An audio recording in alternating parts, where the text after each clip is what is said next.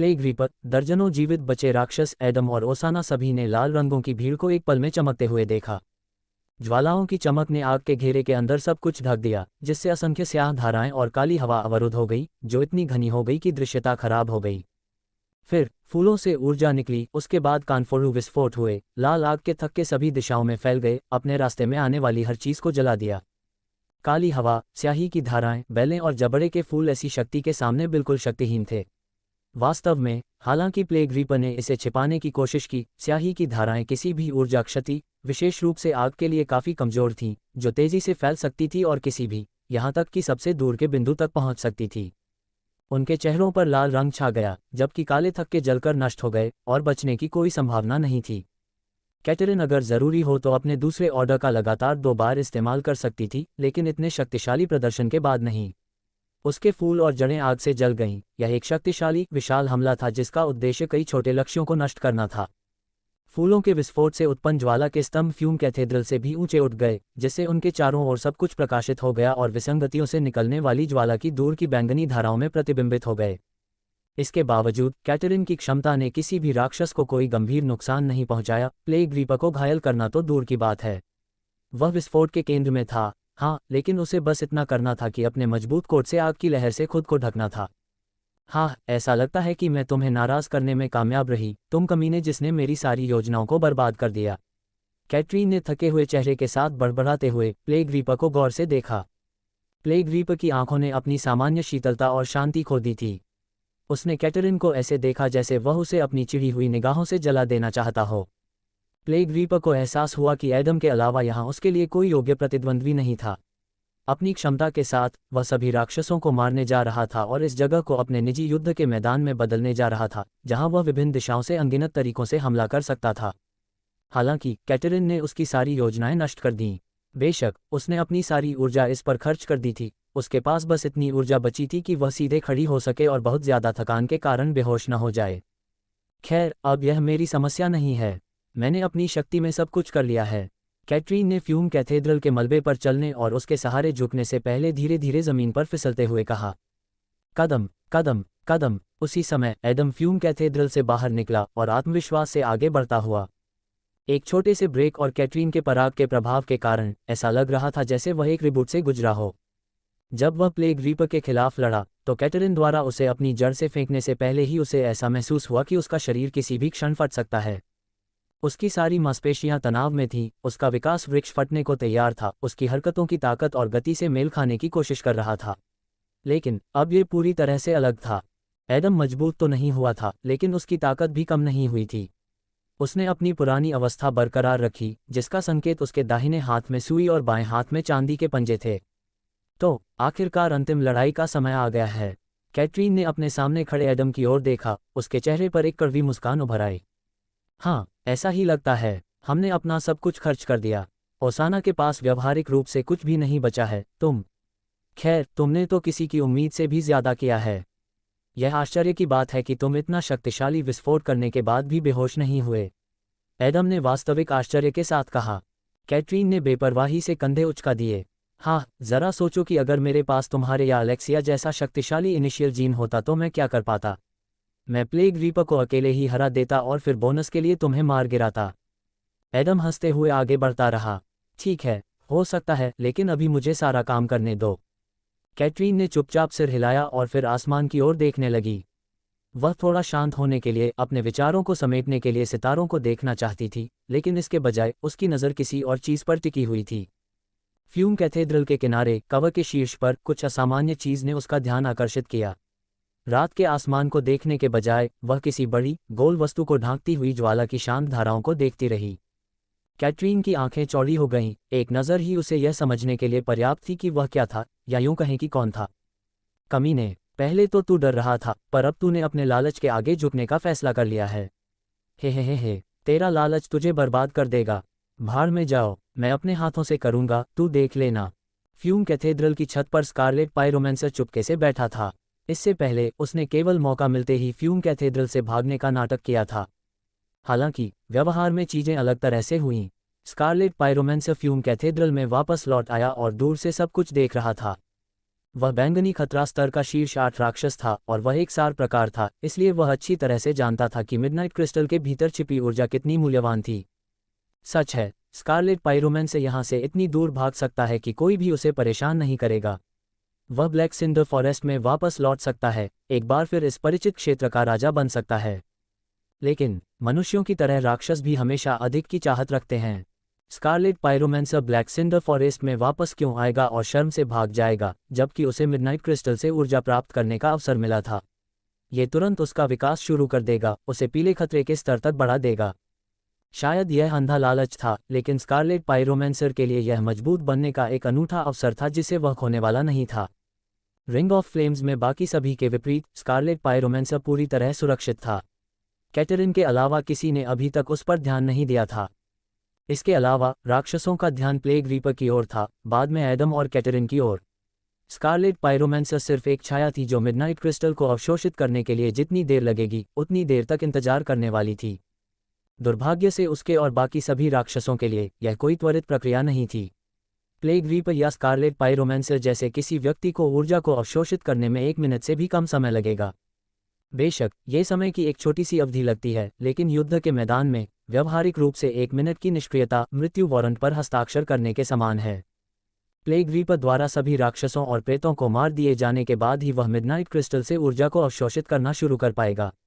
1 minute के बाद उसका विकास पहले ही शुरू हो चुका होगा, जिसके दौरान उसकी शक्ति हर सेकंड बढ़ती जाएगी जब तक कि वह अगले स्तर तक आगे नहीं बढ़ जाता। इस प्रकार केवल 2 ही विकल्प थे कि राक्षस या प्रेत किस प्रकार मिडनाइट क्रिस्टल को अवशोषित कर सकते थे। उन्हें या तो मिडनाइट क्रिस्टल को आपस में बांटने के लिए सहमत होना था या फिर खुद को छोड़कर सभी को मार डालना था। जाहिर है फैंटम ने ज्यादातर पहला विकल्प चुना, जबकि राक्षस ने लगभग हमेशा सभी प्रतियोगियों से छुटकारा पाने का विकल्प चुना। हुश। उसी समय एक लड़ाकू विमान बहुत तेज गति से उड़ते हुए फॉलन क्रिप्ट के पास पहुंचा। दूर से नेसा ने एक खतरनाक बादल देखा जो पूरी तरह से काली हवा से बना था। चिंता मत करो, अब समय आ गया है कि मैं दिखाऊं कि मेरा विकास क्या कर सकता है, रेफेसा ने आत्मविश्वास से कहा। मुख्य समस्या ये थी कि सिटाडेल ने एडम, कैटरिन और अन्य लोगों को सहायता क्यों नहीं भेजी थी, क्योंकि प्लेग रीपर ने पहले ही इसका ध्यान रख लिया था। वास्तव में K3 फैंटम युक्त एक लड़ाकू विमान कुछ समय से पायलट के फॉलन क्रिप्ट में उड़ान भरने का इंतजार कर रहा था, लेकिन जब आसमान काली हवा से ढका हुआ था तब ऐसा नहीं हो सका। ये पूरी तरह संभव था कि K3 फैंटम के लिए यह कोई बड़ा खतरा नहीं था। सबसे खराब स्थिति में फैंटम तब तक अपनी सांस रोक सकता था जब तक वे मौत के उस बादल से बाहर नहीं निकल जाते, लेकिन पायलट के लिए यह विकल्प असंभव था। बेशक पायलट के पास मास्क था और वह अपनी सांस भी रोक सकता था, लेकिन ये देखते हुए कि वह एक साधारण इंसान था और कोई फैंटम नहीं था, उसे काली हवा में सांस लेने की जरूरत नहीं थी जिससे उसे घातक क्षति हो। काली हवा प्लेटों के बीच की खाली जगहों से होकर लड़ाकू विमान में प्रवेश कर जाती और पायलट को कुछ समझ पाने से पहले ही छू लेती। इस प्रकार किसी कमजोर व्यक्ति को काली हवा से गुजरने देने का एकमात्र तरीका लड़ाकू विमान की सुरक्षा करना था। लहरों की तरह सुरक्षात्मक अवरोध बनाने में सक्षम किसी तरह का फैंटम ऐसा कर सकता है। मिशन विभाग के साथ फोर्ट नॉर्टन पहले से ही उस दिशा में काम कर रहा था, लेकिन इसमें समय लगेगा। जब उन्होंने बचाव के लिए पहला लड़ाकू विमान भेजा तो उन्हें पता नहीं था कि प्लेग रीपर ने तैयारी कर ली है और वह वहां मौजूद भी है, क्योंकि पहला बचाव विमान उसके स्वरूप के कारण नहीं बल्कि स्थानिक विसंगति के कारण भेजा गया था। एडम, कैटरिन और गोल्डन लाइट स्क्वाड के 1 फैंटम थे और वे लाइट येलो थरेट क्षेत्र में पहुंच गए। ये घटना तुरंत एक फाइटर को उनकी सहायता के लिए भेजने के लिए पर्याप्त थी, जबकि फोर्ट नॉर्टन में एक मजबूत फैंटम इंतजार कर रहा था। प्लेग रीपर ने उनकी योजनाओं को बर्बाद कर दिया, क्योंकि फोर्ट नॉर्टन ने एक लड़ाकू विमान और फैंटम को उनकी सहायता के लिए भेजा था जो काली हवा से सुरक्षित रूप से गुजरने में असमर्थ थे। खैर, एडम और अन्य लोगों के लिए सौभाग्य की बात यह थी कि फोर्ट नॉर्टन और मिशन विभाग के अलावा गढ़ में उनकी स्थिति को प्रभावित करने के लिए पर्याप्त विभिन्न शक्तियां मौजूद थीं। उनमें से एक थी रेफेसा और उसका अनोखा XH-01 लड़ाकू विमान, जिसे उसके अलावा किसी ने कभी इस्तेमाल नहीं किया था। ये सच है कि सेना को इस लड़ाकू विमान के अस्तित्व के बारे में पता था, लेकिन उन्होंने महसूस किया कि पायलटों को इस नवीनतम तकनीक का लाभ उठाने से पहले बड़े पैमाने पर उत्पादन के लिए रेफेसा के साथ परीक्षण और बातचीत करने के लिए कुछ समय निकालना होगा। नेसा, लड़ाकू विमान हिलने लगा है, इसलिए मेरा सुझाव है कि आप किसी चीज़ को पकड़ लें। रेफेसा ने अपने कंट्रोल पैनल पर दूर स्थित नीले बटन को दबाने से पहले शांतिपूर्वक कहा। 30 सेकंड में नेसा को लेकर लड़ाकू विमान काली हवा से टकराने वाला था, इसलिए कार्रवाई का समय आ गया था। वाह! इससे पहले कि नेसा कुछ जवाब दे पाती, उसने अपने पीछे से फुफकारने की आवाज़ सुनी। इधर उधर देखने पर उसने देखा कि लड़ाकू विमान के पिछले हिस्से में लगे चौड़े टैंकों से भाप निकल रही है। नीला तरल जो उन्हें ऊपर तक भर गया था, चौड़ी नलियों से नीचे कहीं तेजी से बहने लगा। नेसा को नहीं पता था कि यह क्या है, ये तंत्र कैसे काम करता है, और यह असामान्य नीला तरल, गाढ़ा लेकिन ऊर्जा से संतृप्त चमकीला, किस लिए है। हालांकि अज्ञात के रहस्य ने उसकी दिलचस्पी को और बढ़ा दिया। पायलट की सीट पर बैठी हुई वह मंत्रमुग्ध होकर देखती रही कि टैंक 1/3 तक खाली हो गया, जो XH-01 के एक विशेष कार्य को सक्रिय करने के लिए पर्याप्त था। कांपना, कांपना, कांपना। जैसा कि रेफेसा ने चेतावनी दी थी, लड़ाकू विमान जोर से कांपने लगा, हिलने लगा और एक तरफ से दूसरी तरफ डोलने लगा। उस समय नेसा भयभीत हो गई, क्योंकि उसे ऐसा लग रहा था कि लड़ाकू विमान टूटने वाला है और फिर वह बहुत ऊंचाई से मजबूत ठोस जमीन पर गिर जाएगी। उसका शरीर उसकी हड्डियों की तरह ही मजबूत था, लेकिन गुरुत्वाकर्षण अभी भी एक खतरनाक दुश्मन था जिसके खिलाफ नेसा कुछ नहीं कर सकती थी। बकवास, बकवास, बकवास। मैंने किस लिए साइन अप किया था? बोल्टों की यह बाल्टी टूटने वाली है। नेसा ने विंडशील्ड के माध्यम से पंखों को हिलते हुए देखते हुए मन ही मन कहा। इसके अलावा ये काली हवा से टकराने से केवल 5 सेकंड दूर था। हर सांस के साथ, अपने दिल की हर धड़कन के साथ, नेसा ने देखा कि काला बादल बड़ा और बड़ा होता जा रहा है और उसकी आसन मृत्यु को करीब ला रहा है। होश! अचानक सारा कांपना बंद हो गया और उसकी आंखों में एक चमकीली नीली चमक दिखाई दी। उसने देखा कि पानी की धाराओं की तरह घनी नीली धाराएं तेजी से पूरे लड़ाकू विमान को ढांक रही थीं, जिसके चारों ओर एक घुमावदार गोला बन रहा था जो XH-01 के आकार को दर्शाता था। नीला अवरोध एक पर्दे की तरह काम करता था, जो आवश्यकतानुसार XH-01 की रक्षा करने और उसका अनुसरण करने के लिए तैयार रहता था। फिर, जबकि नेसा अपने चारों ओर से जादुई नीली धाराओं को देखकर आश्चर्यचकित हो रही थी, लड़ाकू विमान पहले की तरह ही तीव्र गति से काले बादल में प्रवेश कर गया। रुको, क्या ये हो रहा है? नेसा ने मन ही मन बुदबुदाया। काली हवा आक्रामक थी, अपने मालिक की आज्ञा का पालन करने तथा किसी भी घुसपैठिए को मार डालने के लिए उत्सुक थी, लेकिन काली हवा ने चाहे कितनी भी कोशिश की, वह नीले अवरोध को भेद नहीं सकी। ऊर्जा की धाराएं काली हवा को लड़ाकू विमान को छूने नहीं देती। ठीक है, बिल्कुल भी बुरा नहीं है, मैग्नस ने चेहरे पर बड़ी मुस्कान के साथ कहा। उस विशेषता को क्या कहते हैं? रेफेसा ने उसे हैरानी भरी नज़र से देखा। XH-01 का रक्षा अवरोध। रेफेसा ने हाथ हिलाकर उत्तर दिया। अरे, मुझे पता है कि तुम्हें सुंदर नाम पसंद नहीं है, लेकिन क्या ये बहुत उबाऊ नहीं है? ये शीर्षक की बजाय तकनीकी दस्तावेज में कोड की तरह है। मैग्नस ने अपना सिर झुकाया। रेफेसा ने कंधे उचका दिए। अगर आप चाहें तो कोई बेहतर विकल्प लेकर आइए, मैं आपकी बात सुन रहा हूँ। मैग्नस मुस्कुराया और स्क्रीन पर ठीक से नज़र डालने तथा नीले रंग के अवरोध को पहचानने के लिए कुछ कदम आगे बढ़ा। यह एक सुरक्षात्मक कार्य है। नीला रंग एक शांत रंग माना जाता है और सुरक्षा से जुड़ा हुआ है। इसके अलावा किसी भी हवाई जहाज की तरह XH-01 में पंख होते हैं। मैग्नस ने अपने आप से कहा, अपनी ठोड़ी को सोच समझकर रगड़ते हुए। तभी उसकी आंखें चमक उठीं, एक विचार उसके दिमाग में स्पष्ट रूप से आ रहा था। अरे, एंजल्स एम्ब्रेस कैसा रहेगा? बिल्कुल फिट बैठता है न? रेफेसा ने जल्दी से एक बार उसकी तरफ देखा। उसकी आंखों से साफ पता चल रहा था कि वह प्रभावित नहीं थी, क्योंकि उसे परवाह नहीं थी। उसके लिए सबसे महत्वपूर्ण चीज़ कार्यक्षमता थी, न कि सुंदर नाम या दिखावट। ठीक है, जो भी तुम चाहो, मुझे लगता है कि यह इतना बुरा नहीं है। ... नेसा ने XH-01 में तेजी से आगे की ओर उड़ान भरना जारी रखा तथा एंजल्स एम्ब्रेस के साथ काली हवा को दूर धकेल दिया। न तो उसे, न ही रेफेसा या मैग्नस को अभी तक ये संदेह था कि कोई वस्तु, कोई प्राणी तेज गति से उसकी ओर बढ़ रहा है, कोई ऐसा जो काली हवा के बादलों के बीच भी उड़ता रह सकता है। नेसा आमतौर पर ठंडी और संयमित रहती थी, उसका बचपन सामान्य नहीं था और उसका वयस्क जीवन काफ़ी असामान्य था, लेकिन अब वह एक डरावने द्वीप पर फंसी हुई बच्ची की तरह लग रही थी। हे भगवान, प्लेग रीपर ने ये सब किया, और एडम अभी उससे लड़ रहा है। यह पागलपन है, नेसा ने अंदर से चिल्लाते हुए कहा, दूर जमीन पर देखते हुए। XH-01 ने कुछ सेकंड में सैकड़ों मीटर की उड़ान भरी तथा एक विशाल क्षेत्र से गुजरा जो काफ़ी समय तक काली हवा से ढका रहा।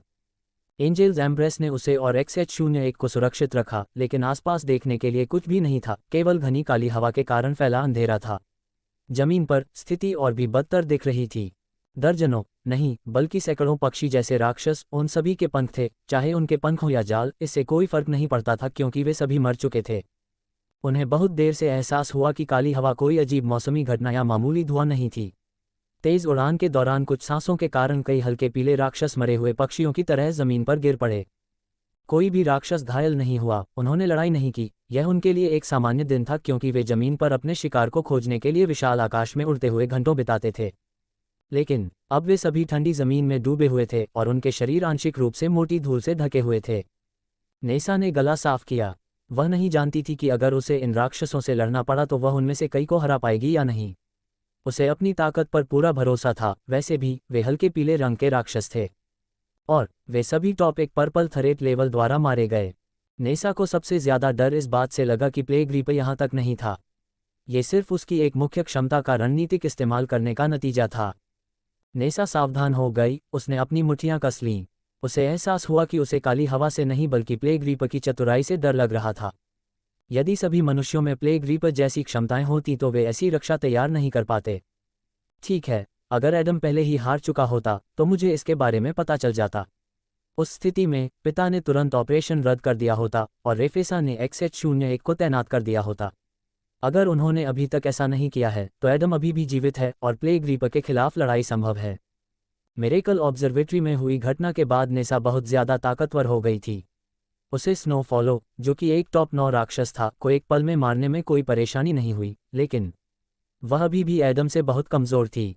पिता ने कहा कि जब मेरा दिमाग नई क्षमताओं के लिए अभ्यस्त हो गया और मेरा शरीर बदलावों के अनुकूल हो गया तो मैं और मजबूत हो गया। लेकिन क्या ये प्लेग रीपर से लड़ने के लिए पर्याप्त होगा? क्या यह एडम के स्तर तक पहुंचने के लिए पर्याप्त होगा? मुझे उम्मीद है कि वह कमीना और मजबूत नहीं हुआ होगा। ऐसा नहीं हो सकता है न? नेसा को संदेहों ने घेर रखा था, लेकिन रेफेसा के नियंत्रण में रहते हुए XH-01 आगे बढ़ता रहा। अगर परिदृश्य और भूभाग खतरनाक हो तो अधिक जटिल स्थिति में अनुभवी पायलट की आवश्यकता होगी, लेकिन अभी XH-01 को बस आगे की ओर उड़ान भरने की आवश्यकता थी। इस तरह के कार्य को रेफेसा सिटाडेल में बैठकर तथा विभिन्न सेंसरों और बटनों वाले विस्तृत पैनल से XH-01 को नियंत्रित करके पूरी तरह से कर सकता था। अरे, यह क्या है? मैग्नस ने भारी भौहें सिकोड़ते हुए एक स्क्रीन की ओर इशारा किया। रेफेसा ने अपना सिर झुकाकर उस विशालकाय आकृति को देखा जो धीरे धीरे लड़ाकू विमान की ओर बढ़ रही थी। जिस गति से XH-01 यात्रा कर रहा था, उससे पहले कि रेफेसा और मैग्नस किसी निष्कर्ष पर पहुंच पाते, उसकी छवि प्रकट हो गई। RRRRRRGGGG। जल्द ही काले बादल से एक मध्यम आकार का राक्षस दिखाई दिया। ये समझना जरूरी था कि आमतौर पर पक्षी जैसे राक्षस काफी बड़े होते हैं, इसलिए इस विशेष राक्षस का आकार XH-01 के 1/3 के बराबर था, जो एक लड़ाकू के लिए काफी कॉम्पैक्ट था, खासकर BH-01 की तुलना में। राक्षस के लंबे, नुकीले पंख, चौड़े पंख और भूरे रंग का फर था। इसकी चोंच लंबी थी, जिसके अंदर एक लंबी लाल जीभ छिपी हुई थी, और किनारों पर अनगिनत दांत थे जिन्हें कोई भी चमड़ी नहीं झेल सकती थी। मैग्नस ने और भी अधिक भौहें सिकोड़ लीं। एयरक्रुको, लाइट येलो थरेट लेवल के सबसे कमजोर राक्षसों में से एक, लेकिन हमारे मामले में यह एक पूर्ण आपदा है। मैग्नस ने अपनी मुट्ठियां कस लीं जब उसने एयरक्रुको को XH-01 के पास आते देखा। अन्य राक्षसों के विपरीत एयरक्रुक को अपने पूरे शरीर के चारों ओर फैली सफेद हवा की धाराओं की बदौलत प्लेग रीपर की क्षमता से मृत्यु से बचने में सक्षम था। फॉलन क्रिप्ट में अन्य उड़ने वाले राक्षसों की तुलना में एयरक्रुको एक कमजोर राक्षस था, लेकिन एयरक्रुकोस शायद ही कभी मरते थे क्योंकि वे लगभग हमेशा सफलतापूर्वक बच निकलते थे। वे अपनी प्रभावशाली गति के कारण ऐसा करने में सक्षम थे, इसलिए यदि कोई मजबूत प्रतिद्वंद्वी उन पर हमला करता तो वे आसानी से उड़ जाते। उनकी किस्मत से आकाश में जमीन की तरह कोई बाधा नहीं थी, इसलिए यह उनके लिए यथासंभव लंबे समय तक जीवित रहने का एक शानदार तरीका था। एयरक्रुको ने अपनी चोंच चौड़ी कर ली और वह XH-01 पर हमला करने वाला था, जिससे उसकी धातु की सुरक्षा प्लेटें टूट गईं और नेसा पर हमला हो गया। अगर वे किसी अलग परिस्थिति में होते जहां कोई काली हवा नहीं होती, तो नेसा सिर्फ लड़ाई लड़ती। भले ही एयरक्रुको एक हवाई प्रतिद्वंद्वी था, लेकिन उसके पास इस खतरे से निपटने के लिए पर्याप्त ताकत थी। भाड़ में जाओ, जल्दी करो और विमान को घुमाओ। मैं नेसा की जान जोखिम में नहीं डालने वाला, मैग्नस ने हाथ हिलाते हुए आक्रामक ढंग से कहा। हालांकि रेफेसा ने किसी भी तरह की प्रतिक्रिया नहीं की। वह अपनी आंखों में हल्की दिलचस्पी के साथ देखती रही क्योंकि उसके सामने दृश्य सामने आ रहा था। अरे, क्या तुम मुझे सुन सकते हो? मैग्नस चिल्लाया और नियंत्रण कक्ष की ओर चलकर स्वयं ही चीजों को संभालने लगा। होश! इससे पहले कि वह कुछ कर पाता, रेफेसा का छोटा पैर उसकी टांगों के बीच आ गिरा। उसकी ताकत पर कोई नियंत्रण नहीं था। इससे कोई फर्क नहीं पड़ता कि मैग्नस कुछ सेकंड पहले क्या करने जा रहा था। अब वह केवल एक ही चीज के बारे में सोच सकता था, वह था उसके पूरे शरीर में सक्रिय तरंगों के रूप में दौड़ता तेज दर्द। भाड़ में जाओ, बीमार कुतिया, तुम क्या कर रही हो? मैग्नस ने गुस्से में दांत पीसते हुए कहा। उसका चेहरा लाल था, नसें सूजी हुई थीं और आंखें खुली हुई थीं। वह रेफेसा को घूर रहा था, जो उसके सामने अहंकार से खड़ा था। शांत हो जाओ, मुझे पता है कि तुम नेसा की किसी भी चीज़ से ज़्यादा परवाह करते हो और कभी भी उसकी जान को खतरे में नहीं डालोगे, क्योंकि मैं जानती हूँ कि वह तुम्हारे लिए कितनी महत्वपूर्ण है। रेफेसा ने शांति से कहा, उसका चेहरा ठंडा था, किसी भी भावना से रहित। फिर उसने धीरे से अपना सिर घुमाया और स्क्रीन की ओर देखने लगी। आपने नेसा को प्लेग रीपर के खिलाफ लड़ने के लिए भेजा और मुझे आपके निर्णय पर संदेह नहीं है, क्योंकि नेसा आपकी सर्वश्रेष्ठ कृति है, हमारी दुनिया का एक अद्वितीय प्राणी है। रेफेसा नियंत्रण कक्ष में वापस आ गई और शांत भाव से अपनी कुर्सी पर बैठ गई। मैं मान करता हूं कि आप मेरे डिजाइनों को उसी विश्वास के साथ लें जैसा कि मैं करता हूं। मैं अच्छी तरह से जानता हूं कि XH-01 क्या करने में सक्षम है, क्योंकि मैंने इस लड़ाकू विमान को अपने हाथों से इकट्ठा किया है और मशीनरी को बढ़ाने के लिए कलाकृति का उपयोग करने का एक तरीका बनाया है। मैग्नस कुछ कहना चाहता था, लेकिन एयर क्रुक्को की दहाड़ ने उसे रोक दिया। उसी समय एयर क्रुक्को पूरी गति से XH-01 से टकराया और जैसे ही राक्षस का शरीर लड़ाकू विमान के चारों ओर सुरक्षात्मक नीले अवरोध के संपर्क में आया, एयर क्रुक्को का शरीर फट गया, जिससे पहले से ही बेजान पंखों से चिपके मांस और हड्डियों के टुकड़े बिखर गए। वह दृश्य नेसा के दिमाग में हमेशा के लिए अंकित हो गया। उसने कभी ऐसी तकनीक नहीं देखी थी जो इतनी शक्तिशाली हो, इस पर यकीन करना मुश्किल था, लेकिन यह एक वास्तविकता थी जिसका वह हिस्सा थी। जब किसी लड़ाकू पर राक्षसों द्वारा हमला किया जाता था, तो फैंटम हमेशा बचाव और लड़ाई के लिए तैयार रहते थे। उड़ने वाले राक्षसों का मुख्य लाभ यह था कि वे हवा में स्वतंत्र रूप से यात्रा करते थे, जिससे उन्हें किसी भी दिशा से हमला करने की क्षमता मिलती थी। हालांकि अगर फाइटर पर पर्याप्त ताकतवर फैंटम होते तो उड़ने वाले राक्षस उनके लिए कोई समस्या नहीं होते। सबसे बड़ी समस्या ये थी कि पायलट डर जाते थे और घबरा जाते थे। ऐसा अक्सर होता था, खासकर अगर पायलट अभी भी नौसिखिया या अनुभवहीन हो। लेकिन किसी ने कभी इस बात पर भरोसा नहीं किया कि पायलट खुद की रक्षा कर सकता है। बेशक हर लड़ाकू विमान में मशीन गन और लड़ाकू मिसाइलें होती थीं, लेकिन उनका इस्तेमाल राक्षसों से लड़ने या उन्हें मारने के लिए नहीं किया जाता था।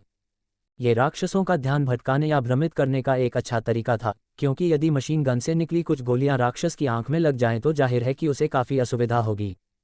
खैर, रेफेसा उस नियम को बदलने जा रहा था जो हमेशा से काम करता आया था। क्रैकल, नेसा की खुली आंखों के सामने चौड़ी हड्डियां, मांस के टुकड़े और खून के काले थक्के उड़ रहे थे। एयर क्रुक्को की लंबी चोंच नीले रंग के अवरोध से टकराकर दूर उड़ गई, जैसे तेज हवा के बहाव से कोई साधारण पत्थर दूर उड़ गया हो।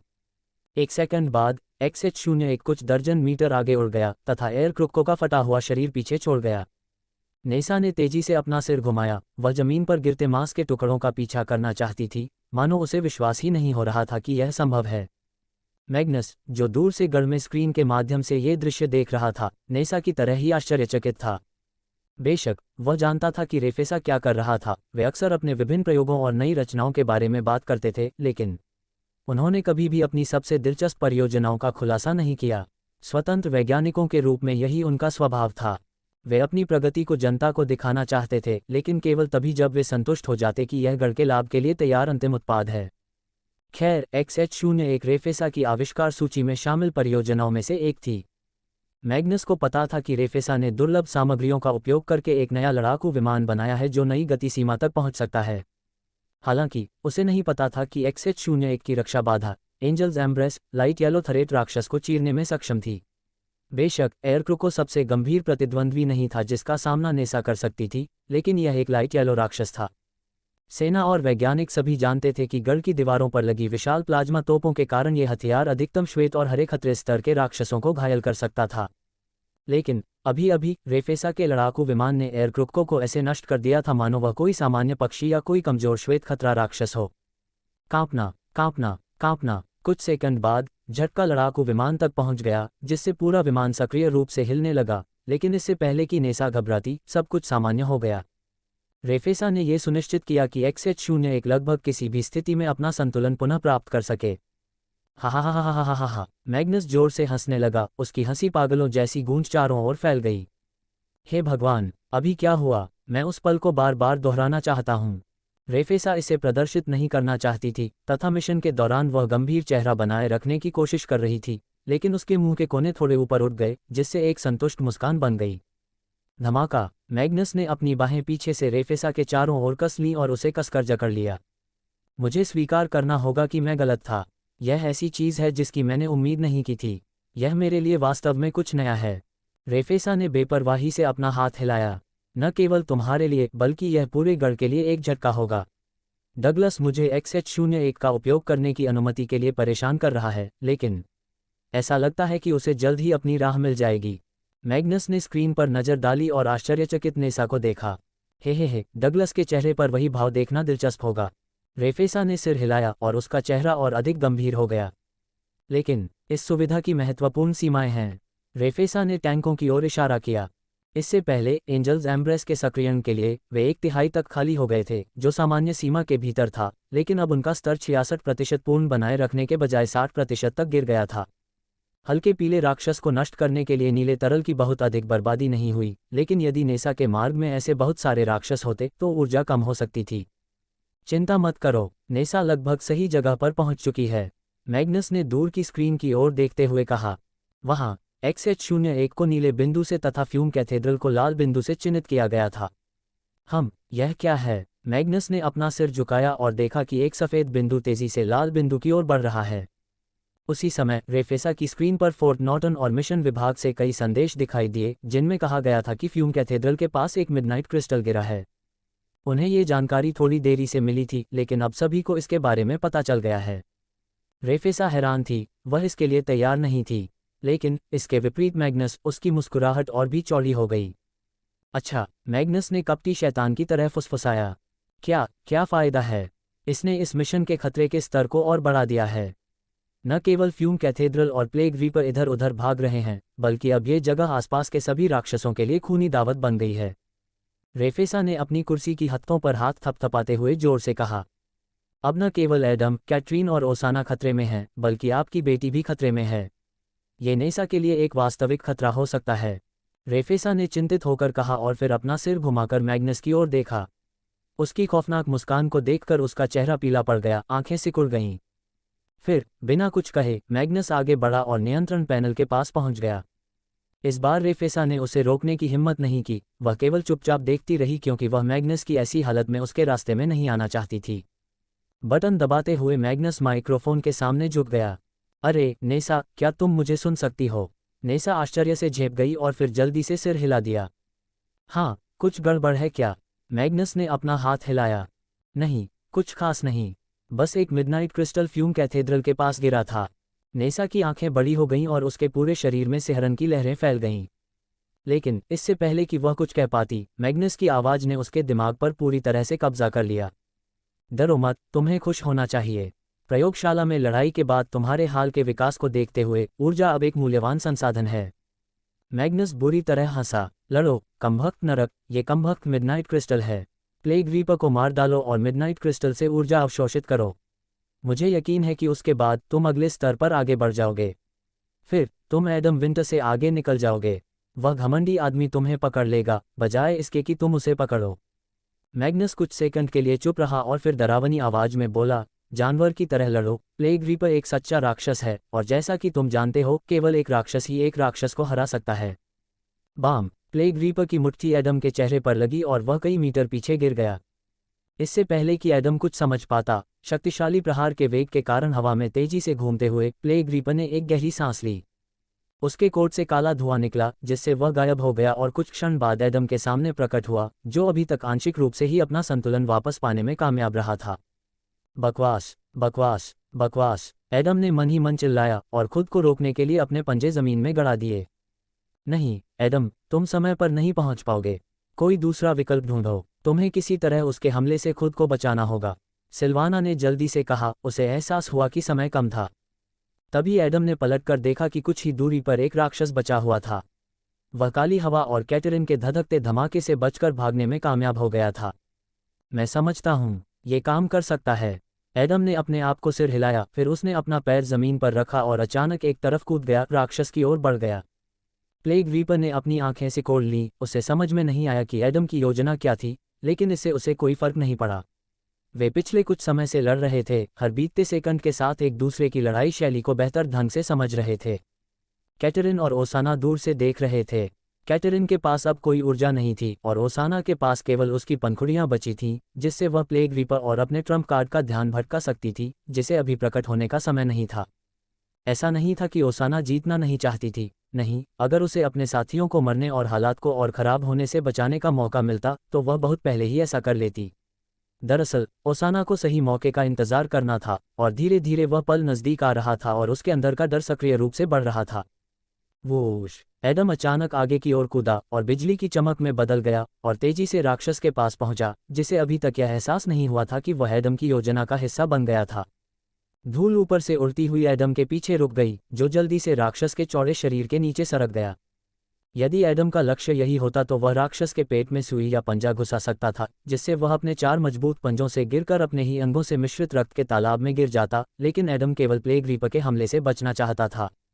क्या? प्लेग रीपर ने राक्षस के सामने आने से पहले एक घरघराहट वाली आवाज निकाली और भागते हुए एडम को घूरा, जो 1 सेकंड बाद बड़े राक्षस के पीछे दिखाई दिया। रो! राक्षस उग्रता से दहाड़ने लगा, या तो प्लेग रीपर के खिलाफ लड़ाई शुरू करने या उसे भगाने की कोशिश करने वाला था। एडम और प्लेग रीपर पहले से ही कुछ समय से लड़ रहे थे। बचे हुए राक्षसों ने उनकी लड़ाई में शामिल होने की हिम्मत नहीं की, बल्कि घटनाओं को सामने आते हुए किनारे से देखना पसंद किया। राक्षसों को एहसास हुआ कि प्लेग रीपर के खिलाफ अकेले लड़ना बेकार है, उन्हें मौका पाने के लिए एकजुट होना होगा, लेकिन कोई भी ऐसा नहीं करना चाहता था। राक्षसों को एहसास हुआ कि भले ही वे जीत गए, लेकिन प्लेग रीपर उनमें से अधिकांश को मार देगा। कोई भी मृतकों में शामिल नहीं होना चाहता था, क्योंकि प्लेग रीपर को हराने के बाद बचे हुए लोगों का केवल एक छोटा सा हिस्सा ही मिडनाइट क्रिस्टल को अवशोषित कर पाएगा। राक्षस इतने स्वार्थी और समझदार थे कि उन्हें एहसास हो गया कि टीम बनाना उनके लिए कोई विकल्प नहीं था। लेकिन उनके पास एक असामान्य तुरुप का पत्ता था, एडम, एक प्रेत जो प्लेग रीपर के खिलाफ लड़ने में सक्षम था। किसी भी अन्य स्थिति में राक्षस अपने परिजनों को फैंटम को मारने में मदद करते, लेकिन वे प्लेग रीपर को अपना सहयोगी नहीं मानते थे। उनके लिए वह एक कम खतरे वाले स्तर का नवोदित प्राणी था जिसके बारे में वे कुछ नहीं कर सकते थे। खैर, इसका मतलब यह नहीं था कि वे एडम की मदद करने जा रहे थे। वे तब तक इंतजार करेंगे जब तक कि उनमें से एक हार न जाए, फिर दूसरे को खत्म कर दें, चाहे कोई भी बचा हो, वे उसे मार देंगे। फिर वे एक दूसरे से तब तक लड़ना शुरू कर देंगे जब तक कि कुछ राक्षस न बचे जो मिडनाइट क्रिस्टल को उनके बीच बांट सकें। धमाका! राक्षस ने अपने विशाल पिछले पंजों को जमीन पर पटक दिया तथा अपने अगले पंजों को उठाकर प्लेग रीपर पर अपने लंबे पंजों का निशाना साधा। प्लेग रीपर इस हमले को रोकने या चकमा देने वाला नहीं था, उसके पास इस राक्षस से लड़ने का कोई लक्ष्य भी नहीं था क्योंकि उसका सारा ध्यान एडम पर केंद्रित था। होश! इससे पहले कि राक्षस कुछ कर पाता, प्लेग रीपर ने अपनी दरांती को ऊपर उठाया और एक बड़ा झटका मारा।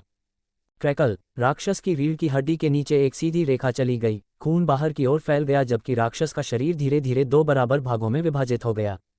बिना समय बर्बाद किए प्लेग रीपर आगे बढ़ा और राक्षस को चीरता हुआ उसके शरीर के 2 हिस्से धीरे धीरे अलग होकर जमीन पर गिर पड़े और धूल की मोटी परत में धंस गए। एडम की आंखें चौड़ी हो गईं। उसे यकीन नहीं हो रहा था कि प्लेग रीपर ने अभी क्या किया है। अरे, उसने उसे बस काट दिया, उसे मारने के लिए नहीं, बल्कि बिना समय बर्बाद किए और सीधा रास्ता अपनाकर मुझे जल्दी पकड़ने के लिए, एडम ने मन ही मन कहा और आत्मविश्वास से अपने पैरों पर खड़ा हो गया। आखिरी क्षण में वह सुई को अपने सामने रखने में कामयाब हो गया, तभी काली ब्लेड सफ़ेद सुई से टकरा गई, जिससे उसके रास्ते में कई घने धागे कट गए। एडम की चिंतित आंखों के सामने चिंगारियां उड़ रही थीं, जबकि प्लेग रीपर की निगाहें शांत और शांतिपूर्ण थीं। उनके लिए यहाँ कोई बड़ी लड़ाई नहीं थी, आगे बढ़ने के अधिकार के लिए कोई लड़ाई नहीं थी। मिडनाइट क्रिस्टल के पतन के बाद उन्होंने इस स्थिति को बहुत अलग तरीके से देखा। उसे अपने रास्ते में आने वाले एकमात्र वास्तविक खतरे एडम से छुटकारा पाना था, क्योंकि ऐसा करने के बाद वह तुरंत मिडनाइट क्रिस्टल पर कब्जा कर सकेगा। और ऐसा लग रहा था कि उनकी योजना के फलीभूत होने में अब ज़्यादा समय नहीं बचा था। बाम! प्लेग रीपर ने दरांती घुमाई और उसका भारी सिरा एडम के पेट में घुसा दिया। एडम के शरीर में तेज दर्द हुआ, उसे लगा जैसे किसी स्टील के हथौड़े ने उस पर वार किया हो। उसी समय कैटरीन और ओसाना ने उन पर नजर डाली। उनके चेहरे पर घबराहट थी क्योंकि उन्होंने ये कम करके आंका था कि प्लेग रीपर अपने हथियार को निकालने के बाद कितना अधिक शक्तिशाली हो गया था। तो कोई सुझाव? कैटरीन ने पूछा, प्लेग रीपर को धीरे धीरे एडम पर हावी होते हुए देखते हुए। प्लेग रीपर एडम को जल्दी से नहीं हरा सका, लेकिन धीरे धीरे, वार दर वार, एडम की हार अपने अपरिहार्य भाग्य के करीब पहुंच रही थी। ओसाना ने अपना सिर हिलाया। हमारे पास कुछ भी नहीं बचा है, हम उसे और अधिक सहायता नहीं दे सकते, उसका शरीर अपनी सीमा पर है। कैटरीन ने भौहें सिकोड़ी। अरे, आपके पास तुरुप का पत्ता है न? आपने अभी तक अपना दूसरा ऑर्डर इस्तेमाल नहीं किया है और मुझे लगता है कि आपकी कलाकृति उपयोगी हो सकती है। यद्यपि उनके परिचितों ने अपना अधिकांश समय लड़ाई झगड़े में बिताया था, लेकिन कैटरीन को थोड़ा बहुत पता चल गया था कि ओसाना के मन में वास्तव में क्या था। ओसाना ने भौहें सिकुड़ी, उसे यह पसंद नहीं आया कि कैटरीन उसके विचारों में घुसने की कोशिश कर रही थी। अभी कोई बात नहीं, प्लेग रीपर पहले से कहीं ज्यादा ताकतवर है। वह थोड़ा थका हुआ है, हाँ, लेकिन एडम की तुलना में वह आराम से और ऊर्जा से भरा हुआ है।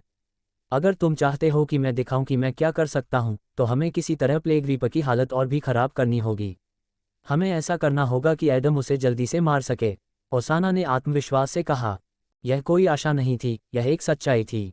कैटरीन कुछ कहना चाहती थी, लेकिन आसमान में चमकती नीली रोशनी ने उसका ध्यान भंग कर दिया।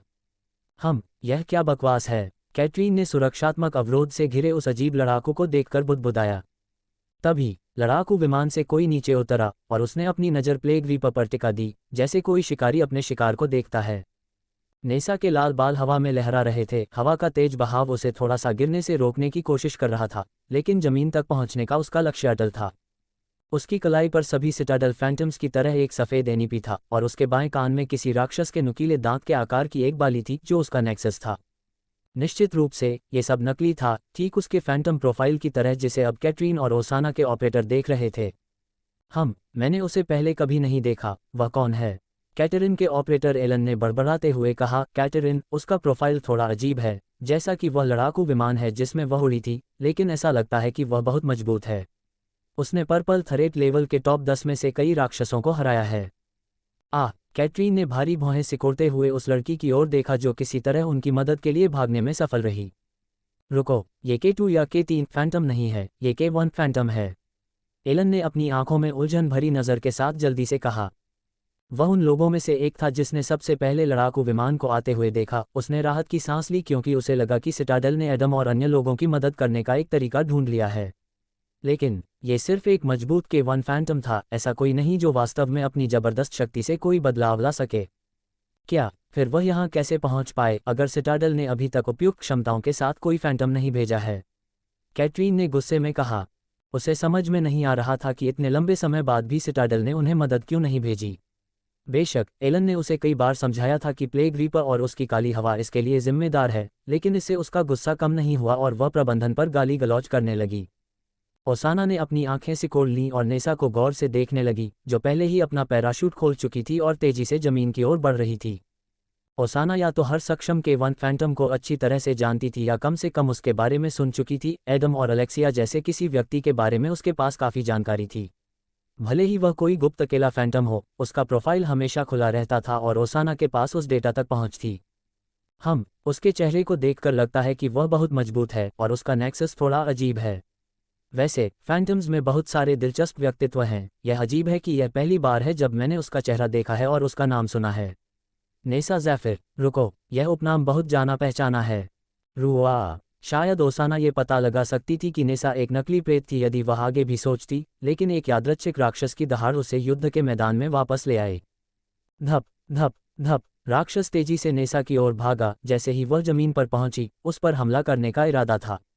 इस राक्षस का पीछा 2 अन्य लोगों ने किया। उन्हें नेसा से एक अजीब खतरा महसूस हुआ जिसे वे समझा नहीं सके। नेसा ने उनकी ओर एक शांत नज़र से देखा, वह बिल्कुल भी डरी हुई नहीं थी। जैसे ही वह युद्ध के मैदान के पास पहुंची, मैग्नस ने प्लेग रीपर के खिलाफ एक निर्दोष जीत के लिए अपना सर्वश्रेष्ठ प्रयास किया। जिस तरह से उसने अपने शब्द, लहजा और लहजे चुने, वह वाकई सम्मोहित करने वाला और प्रेरक था, और नेसा को इससे कोई परेशानी नहीं थी। वह एडम से आगे निकलना चाहती थी और वह ऐसा कर सकती थी अगर वह प्लेग रीपर को हरा दे। और अगर वह इस लड़ाई से विजेता बनकर बाहर आई, तो उसे मिडनाइट क्रिस्टल का एक टुकड़ा मिल सकता है। उसने पहले कभी ऊर्जा को अवशोषित नहीं किया था, लेकिन उसे लगा कि अगर वह अपने लड़ाकू रूप में आ गई, तो वह निश्चित रूप से ऐसा कर सकती है। साम्राज्य के नए अध्यायों का आनंद लें। खैर, मेरे पिता ने कहा कि प्रयोगशाला में मेरे साथ जो हुआ वह फैंटम्स रेजोनेंस के काम करने के तरीके से बहुत मिलता जुलता है। नेसा ने नीचे राक्षसों की ओर देखते हुए मन ही मन बुदबुदाया। वे पहले से ही उस पर हमला करने की प्रतीक्षा कर रहे थे। प्रभाव अलग है, लेकिन तंत्र एक ही है। फैंटम की तरह मेरे जीन भी मेरी सारी शक्ति निचोड़ना शुरू कर रहे हैं ताकि मैं जीत जाऊं, ताकि मैं बच जाऊं। एकमात्र नकारात्मक पक्ष यह है कि फैंटम की तरह मैं इसे नियंत्रित नहीं कर सकती। नेसा ने अपने हाथों की ओर देखते हुए सोचा। वह यह महसूस करना चाहती थी कि अपने लंबे पंजों से लड़ना कैसा होता है, सब कुछ कई गुना बेहतर तरीके से देखना और सुनना, भले ही उसकी इंद्रियां साधारण मनुष्यों और उसके स्तर के प्रेत की तुलना में कहीं अधिक तेज थीं। तभी नेसा ने जोर से सांस ली और अपना हाथ घुमाकर पैराशूट की केबल काट दी। रो विशालकाय राक्षस ने अपना जबड़ा चौड़ा करके भयंकर दहाड़ लगाए। उसके सींग कांपने लगे और फिर चमकने लगे और नेसा पर कई बिजली के गोले छोड़े। नेसा की पुतलियां सिकुड़ गईं जब उसने अपने शरीर को तेजी से झुकाया, पहले प्रक्षेप्य को अपने ऊपर से गुजरने दिया, फिर चतुराई से जमीन पर गिर पड़ी तथा अपनी उंगलियों से सतह को छू लिया। दूसरा और तीसरा प्रक्षेप्य, दो बिजली के गोले पहले से ही उसके सामने थे, दूरी एक हाथ की लंबाई से भी कम थी, लेकिन यह नेसा के लिए कोई समस्या नहीं थी। एक ही पल में उसकी आकृति धुंधली हो गई, उसकी तेज रफ्तार की वजह से वह छाया में बदल गई।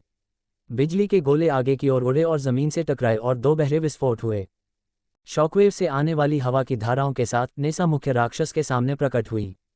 ओसाना और कैटरिन ने उसकी हरकतों पर ध्यान से नजर रखी।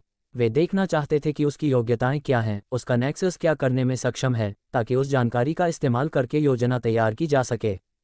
लेकिन भले ही नेसा हमला करने वाली थी, उसने अभी तक एक भी क्षमता का उपयोग नहीं किया था। उसकी आंखें चमक नहीं रही थीं, वह शांत और संयमित बनी हुई थी। वह क्या कर रही है? अगर वह इस राक्षस को मारना चाहती है तो नंगी मुट्ठियां ऐसा करने के लिए पर्याप्त नहीं हैं। धिक्कार है, उसे अनुभव से कहीं ज्यादा आत्मविश्वास है। कैटरिन ने खेद के साथ अपना सिर हिलाते हुए भौहें सिकुड़ीं। वोश! नेसा की बाहें आगे बढ़ीं और राक्षस के सींगों को कसकर पकड़ लिया। एक सेकंड बाद राक्षस का चेहरा नारकीय दर्द से विकृत हो गया, क्योंकि नेसा के शक्तिशाली हाथों ने उसके सींगों को उसके शरीर से अलग कर दिया, साथ ही मांस, खून और उभरी हुई नसों को भी। कैटरिन की आंखें चौड़ी हो गईं, उन्हें नेसा द्वारा प्रदर्शित शारीरिक शक्ति के स्तर पर विश्वास नहीं हुआ। क्या बकवास है, उसने तो बस अपने हाथों से उन्हें फाड़ दिया, बस अपनी मांसपेशियों पर जोर डाला। राक्षस दर्द से दहाड़ने लगा, अपने शरीर में हो रहे दर्दनाक आघात को अनदेखा नहीं कर सका। चुप रहो, तुम बस मेरा समय बर्बाद कर रहे हो। नेसा ने धमकी भरे अंदाज में गुर्राते हुए अपनी कलाई मोड़ी और राक्षस के सींगों को उसकी आंखों में घुसा दिया, जिससे उसका मस्तिष्क और सिर छिद गया। ओसाना के बगल से हवा की एक धारा बह रही थी, जिसकी संकुचित आंखें नेसा को गौर से देख रही थीं। ओह, कितनी उत्सुकता है! कैटरिन ने चौड़ी आंखों से देखा कि कैसे नेसा ने राक्षस के सींगों को हथियार की तरह इस्तेमाल करके उसे मार डाला। यह न केवल अपमानजनक था, बल्कि यह भी दर्शाता था कि उनके बीच शारीरिक शक्ति में कितना अंतर था। उफ, मुझे पहले से ही सबसे शक्तिशाली से लड़ना चाहिए था, लेकिन इसके बजाय मुझे अपना समय तुम्हारे जैसे कचरे पर बर्बाद करना पड़ रहा है। ये कुछ हद तक कष्टप्रद है, नेसा ने गुर्राते हुए कहा, दो शेष राक्षसों को खतरनाक तरीके से घूरते हुए। वे थोड़े छोटे थे और उस राक्षस जितने मजबूत नहीं दिख रहे थे जिसे उसने अभी अभी मारा था। नेसा की सहज प्रवृत्ति शांत थी, अगर ये राक्षस उसके लिए कोई खतरा बनते तो वह उसे भांप लेती, लेकिन फिर वह सिर्फ उनसे पूरी तरह श्रेष्ठ महसूस करती और उसने उस भावना को धीरे धीरे अपने दिमाग पर हावी होने से नहीं रोका। वाह! एम्पायर के साथ अपना रोमांच जारी रखें। पहले राक्षस के पास दौड़ते हुए नेसा ने अपनी हथेली उसके गले में डाल दी और उसकी कठोर खाल को ऐसे छेद दिया जैसे किसी बड़े भाले का इस्तेमाल कर रही हो। तीनों में से अंतिम राक्षस को एहसास हो गया कि अब बचना असंभव है, एकमात्र विकल्प लड़ना ही है। राक्षस ने अपना जबड़ा चौड़ा कर लिया और अपने जीवन के लिए लड़ने लगा। एक ही पल में नेसा पलट गई, उसका दाहिना पैर हरकत में आ गया। उसका पैर एक चौड़े हल्बर्ट ब्लेड की तरह नीचे से ऊपर तक राक्षस के सिर पर जा लगा। क्रैकल! टक्कर इतनी शक्तिशाली थी कि राक्षस का मांस फट गया, हड्डियां टूट गईं तथा गति के कारण उसका सिर गेंद की तरह एक ओर फेंक दिया गया। यहाँ क्या हो रहा है? कैटरीन मन ही मन बुदबुदा रही थी, उसे विश्वास नहीं हो रहा था कि वह क्या देख रही है। बेशक एडम इन राक्षसों को भी आसानी से संभाल सकता है, खासकर उसकी वर्तमान स्थिति में कैटरीन को यह एहसास हुआ।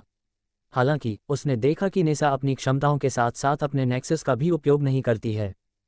तभी कैटरीन को कुछ एहसास हुआ। ओह, वह जानती थी कि वह कहाँ जा रही है, इसलिए उसने लड़ाकू विमान में रहते हुए ही अपनी क्षमताओं का इस्तेमाल किया होगा, है न? हाँ, उस स्थिति में सब कुछ ठीक हो जाता है। सबसे अधिक संभावना है कि उसकी क्षमताएं शरीर को मजबूत बनाने और शारीरिक शक्ति पर केंद्रित हैं। ये सबसे आम मामला नहीं है, लेकिन ये कोई अनोखी बात नहीं है। कैटरीन के अलावा ओसाना भी नेसा पर कड़ी नज़र रख रही थी और वह कैटरीन के विचारों से बिल्कुल सहमत नहीं थी। वह पूरी तरह से आश्वस्त थी कि कैटरीन कोई क्षमता प्रयोग नहीं कर रही थी, बस उसे कैटरीन से कोई ऊर्जा निकलती हुई महसूस नहीं हो रही थी। अपनी क्षमताओं की प्रकृति के कारण ओसाना इस बात को पहचानने में अच्छी थी और वह कैटरीन से ज़्यादा समझदार थी, जो सिर्फ ये समझना चाहती थी कि नेसा यहाँ क्या कर रही है। ओसाना को ये पता लगाना था कि नेसा कौन है। कदम। नेसा आगे बढ़ी और अपने पैरों के पास पड़े 3 मरे हुए राक्षसों पर लापरवाही से नजर डाली। उसकी नज़र अपने टखने पर पड़ी। उसे हल्की अप्रिय जलन महसूस हुई, जैसे कि वह गलती से किसी चीज से टकरा गई हो। जब उसने पर्पल थरेट राक्षसों को मारा तो ऐसा नहीं हुआ। राक्षसों की खालें बहुत सख्त थीं और उनके शरीर मजबूत थे, और उसने इसे खुद महसूस किया था। मैं समझती हूँ, भले ही वे बहुत कमज़ोर हों, फिर भी वे लाइट येलो थरेट राक्षस हैं। अरे, और वे सब उस कमीने से डरते हैं। नेसा ने प्लेग रीपर को देखने से पहले सोचा। एडम और प्लेग रीपर लड़ते रहे। वे काले और नीले रंग की चमक की तरह दिख रहे थे, जो समय समय पर गायब हो जाते थे और फिर किसी अन्य स्थान पर किसी अन्य संघर्ष में फिर से प्रकट हो जाते थे। एक क्षण के लिए एडम ने नेसा की ओर देखा और फिर प्लेग रीपर के खिलाफ अपनी लड़ाई की ओर मुड़ गया। क्या उसे उम्मीद थी कि नेसा यहाँ आएगी? नहीं, केवल मैग्नस, रेफेसा और डगलस ही इसके बारे में जानते थे। एडम को आश्चर्य हुआ, लेकिन उसके पास अपनी भावनाओं को व्यक्त करने का समय नहीं था, क्योंकि निष्क्रियता का प्रत्येक क्षण दरांती की काली धार से उसका सिर कटने जैसा था। नेसा ने भारी भौहें सिकोड़ते हुए अपनी मुट्ठियां भी कस लीं। अरे! अचानक रेफेसा की शांत आवाज़ उसके कानों में पड़ी। क्या आप यहाँ टॉप एक राक्षस से लड़ने और उसे हराने आए हैं, या एडम विंटर को देखने आए हैं? आपके अस्थायी ऑपरेटर के रूप में मैं दृढ़ता से सुझाव देता हूं कि आप अंततः काम पर लग जाएं। रेफेसा ने चेहरे पर हल्की मुस्कुराहट के साथ कहा। नेसा को रेफेसा की बात पसंद नहीं आई, लेकिन वह यह मानने से खुद को नहीं रोक पाई कि रेफेसा सही कह रही थी। वह यहाँ एक स्पष्ट उद्देश्य लेकर आई थी और उसे पूरा करना था। कदम, कदम, कदम। नेसा तेजी से आगे की ओर भागी, प्रत्येक कदम के साथ उसकी गति बढ़ती जा रही थी। जब उसकी आंखें प्लेग रीपर पर केंद्रित थीं, तो जमीन पर उसके शक्तिशाली कदमों के गहरे निशान पड़ गए। जब वह XH01 पर यहाँ आई थी, तो रेफेसा और मैग्नस ने उसे प्लेग रीपर के बारे में सब कुछ बता दिया था, साथ ही यह भी बताया था कि क्राउन मॉन्स्टर्स किस प्रकार की लड़ाई शैली का सबसे अधिक उपयोग करते हैं। एडम, मुझे यकीन है कि तुम्हारा प्रतिद्वंद्वी ताकतवर है, लेकिन मेरी मदद से हम उसे ज़रूर हरा सकते हैं। हम दोनों के सामने प्लेग रीपर कुछ नहीं कर सकता। नेसा ने प्लेग रीपर के पीछे आने से पहले मन ही मन कहा। नेसा अक्सर राक्षसों से लड़ने का तरीका सीखने और वास्तविक युद्ध का अनुभव प्राप्त करने के लिए डेडलैंड्स जाती थी। उसके पसंदीदा प्रतिद्वंद्वी क्राउन प्रकार के राक्षस थे, क्योंकि वह उनका मुकाबला करने के लिए अपने शरीर की पूरी क्षमता का उपयोग कर सकती थी।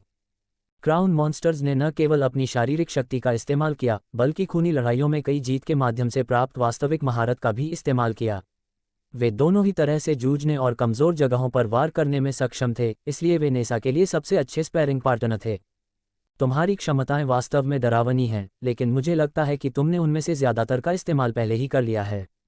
मुझे यकीन है कि तुम्हारा कौशल मेरे और मेरी परिष्कृत प्रवृत्तियों को पार करने के लिए पर्याप्त नहीं होगा। नेसा ने आंतरिक रूप से आक्रामक रूप से कहा और फिर प्लेग रीपर की पीठ की ओर अपना हाथ बढ़ाया। वह अपनी हथेली से उसके शरीर को भाले की तरह छेदने जा रही थी, ताकि प्लेग रीपर को तुरंत गंभीर घाव दे सके, जबकि उसे इस बात का लाभ था। निश्चित रूप से नेसा को एहसास हुआ कि प्लेग रीपर ने बहुत पहले ही उसकी उपस्थिति को महसूस कर लिया था, लेकिन वह अभी भी एडम के कारण विचलित था और यह नहीं जानता था कि नेसा क्या करने में सक्षम है। हाँ, लगभग, बस थोड़ा सा ज़्यादा।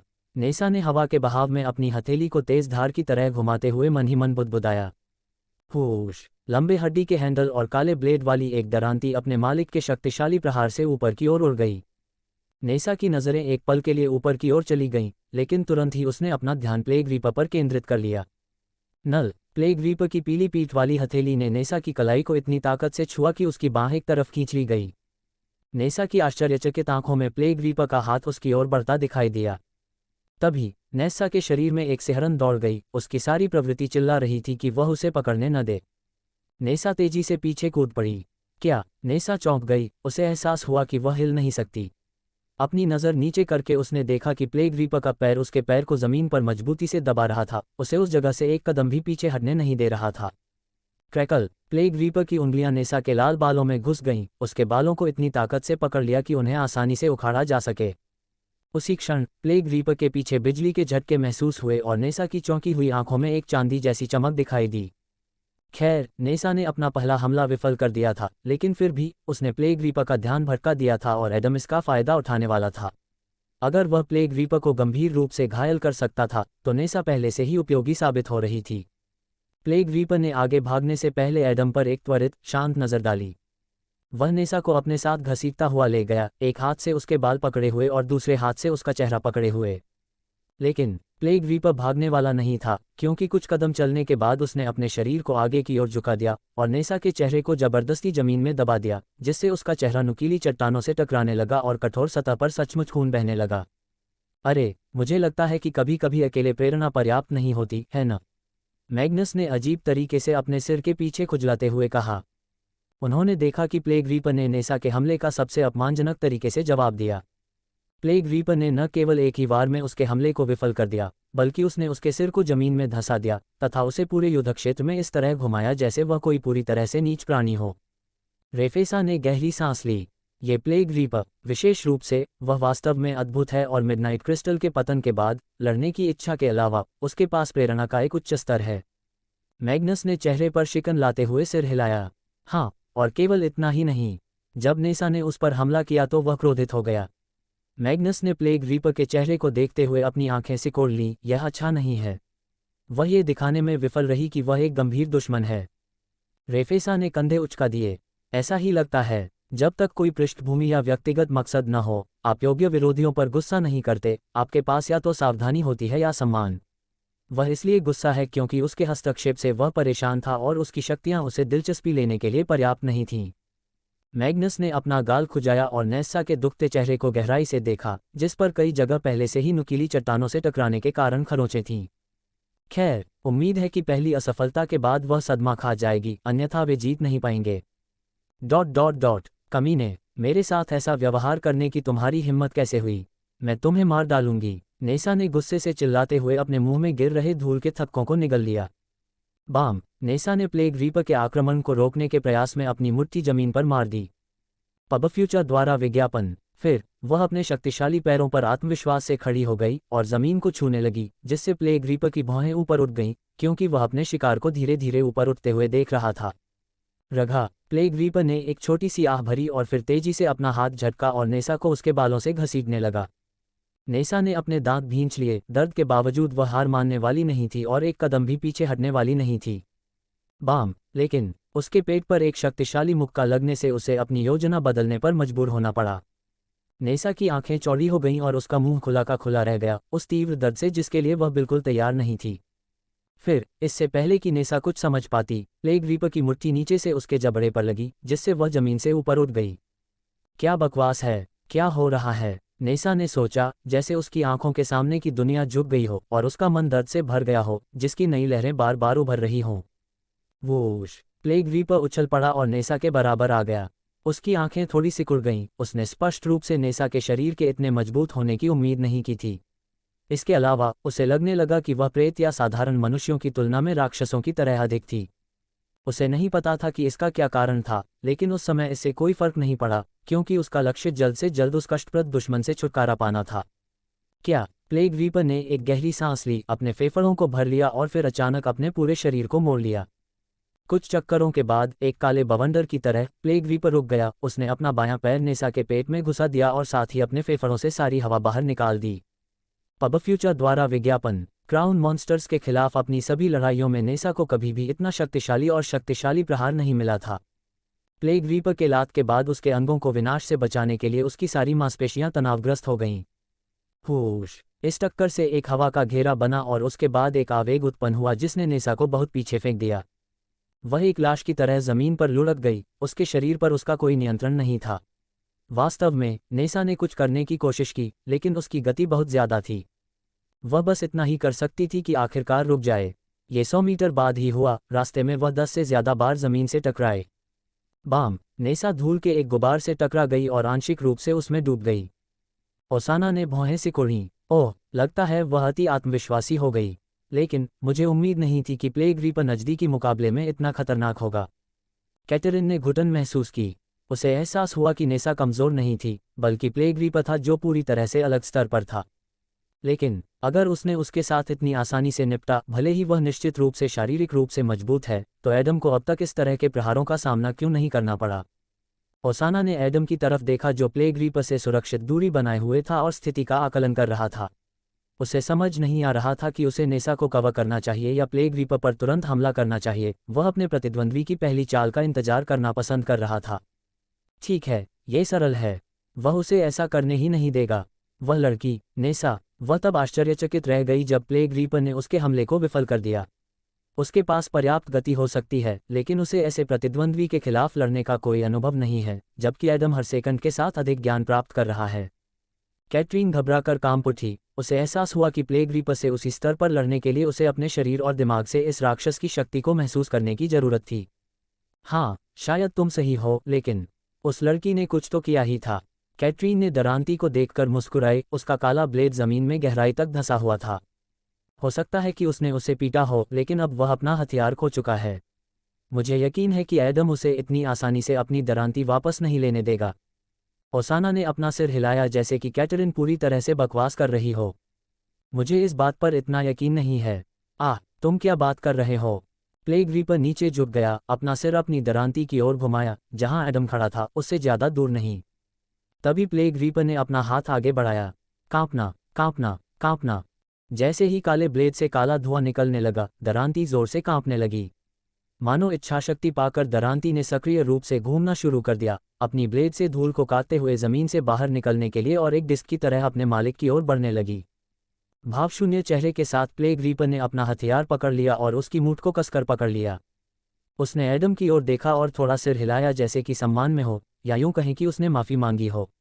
उसके पीछे प्लेग रीपर नेसा की तरफ मुड़ा, जो धीरे धीरे जमीन से ऊपर उठ रही थी। और पहली चीज जो नेसा ने देखी वह थी प्लेग रीपर की तिरस्कार भरी नज़र। उसे तुरंत याद आ गया कि एडम ने प्रयोगशाला में उसे कैसे घूरा था जब उसने उसे स्नो फॉलोअर से बचाया था। लेकिन फिर भी कुछ अलग था। एडम ने उसकी ओर दया से देखा था। वह निराश था कि वह अपनी पूरी क्षमता नहीं दिखा सकी, भले ही वह एक संकर थी। वह चाहता था कि वह अपनी शक्तियों का पूरी क्षमता से उपयोग करे। दूसरी ओर प्लेग रीपर ने उसे एक दयनीय कीट के रूप में देखा, जिसने उसके साथ लड़ाई में हस्तक्षेप करने का फैसला किया, जिसे वह वास्तव में योग्य समझता था। प्लेग रीपर को यह दिखाने के लिए बोलने या कोई इशारा करने की आवश्यकता नहीं थी। कभी कभी एक नज़र ही कुछ ऐसा दिखाने के लिए पर्याप्त होती है, जिसे दुनिया के सभी शब्द भी नहीं दिखा पाते। नेसा को महसूस हो रहा था कि प्लेग रीपर का स्वरूप उसके दिल की हर धड़कन के साथ बड़ा होता जा रहा है, जबकि वह धीरे धीरे सिकुड़ती जा रही थी और वह कीट बनती जा रही थी जिसे वह समझ रहा था कि वह है। यह एक घिनौना एहसास था जो पिछली बार महसूस किए गए उस एहसास से मेल खाता था जब वह अपने जीवन में पहली बार लड़ाकू मुद्रा में आई थी। तभी नेसा की नसें फूलने लगीं और उसके शरीर से ऊर्जा तरंगें निकलने लगीं। वह डरावनी क्षमता क्या है? क्या वह उसका नेक्सस है?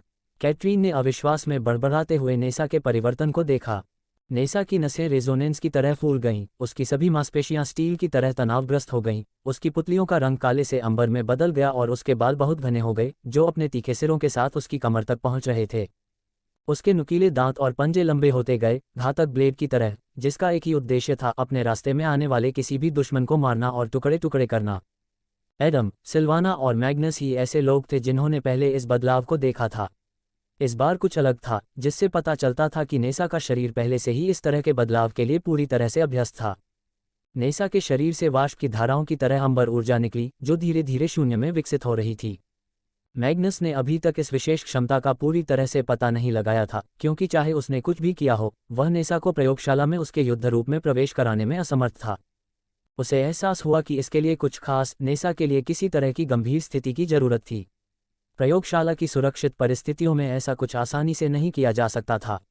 इसलिए उसने अपने प्रयासों को रोक दिया था और नेसा के अपनी शक्तियों पर नियंत्रण को बेहतर बनाने पर ध्यान केंद्रित किया था। लेकिन अब वह अंततः प्रगति देख सकता था जो उस पर या नेसा पर निर्भर नहीं थी।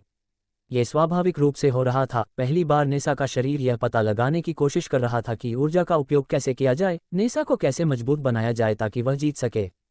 हालांकि अब चीजें पूरी तरह से अलग थीं। नेसा को अपने लिए सही उत्प्रेरक मिल गया था। वह प्लेग रीपर से ऐसी अपमानजनक नज़र नहीं झेल सकती थी। फिर उसके शरीर को एहसास हुआ कि अब कार्रवाई करने का समय आ गया है। अच्छा, ऐसा लगता है कि इस बार उसे अपनी शक्ति के चरम तक पहुंचने में बहुत कम समय लगा। एडम ने नेसा की ओर देखते हुए थोड़ी उदासी के साथ कहा। वह रेजोनेंस में जाना चाहता था ताकि थोड़ा और शक्तिशाली बन सके, लेकिन वह ऐसा नहीं कर सका। यह एक ऐसी प्रक्रिया थी जिसे नियंत्रित नहीं किया जा सकता था। एडम को डर था कि रेजोनेंस के साथ कुछ ऐसा हो सकता है। अगर मैं रेजोनेंस में प्रवेश भी कर पाया तो, एडम ने मन ही मन बुदबुदाया, अपने हाथों की ओर देखते हुए। उसकी उंगलियां हल्की सी कांप रही थीं, जबकि उनमें बिजली के झटके लग रहे थे। क्या मेरा शरीर इसे झेल पाएगा? ओसाना मजाक नहीं कर रही थी जब उसने कहा कि मैं अपनी सीमा पर हूं। अगर मैं रेजोनेंस को सक्रिय करूं तो मैं गिरने से पहले कितनी देर तक टिक सकता हूं? 1 मिनट, शायद उससे भी कम। एडम ने अपना सिर हिलाया। वह इस बारे में ज्यादा नहीं सोचना चाहता था क्योंकि यह अभी तक नहीं हुआ था। इससे पहले एडम ने कभी भी तब लड़ाई नहीं लड़ी थी जब उसके दस्ते को समर्थन प्राप्त था। फिर एडम ने अपनी नज़रें अपनी छाती पर झुकाईं, जहां लहरों का लाल जादुई घेरा अभी भी चमक रहा था। टस्क, ऐसा नहीं होना चाहिए। फैंटम की क्षमताएं फैंटम से ज्यादा समय तक नहीं चलनी चाहिए। ये सही नहीं है। एडम ने अपने दांत पीस लिए क्योंकि प्लेग रीपर द्वारा लहरों को मारने का दृश्य उसकी आंखों के सामने आ गया, सिर्फ एक ही चाल में, एक शक्तिशाली कदम में। यद्यपि प्रेत का जीवन छोटा था, फिर भी वह एक क्षण में ही समाप्त हो गया। एडम को यह सोचकर दुख हुआ कि लैरो जैसा आदमी अपने जीवन में कितना कुछ हासिल कर सकता था यदि उसकी मृत्यु फ्यूम कैथेड्रल में न हुई होती। नहीं, अब इससे कोई फर्क नहीं पड़ता। लैरो, एला और ओस्कर, वे मर गए, लेकिन मैं अभी भी अपने जीवन के लिए लड़ सकता हूँ।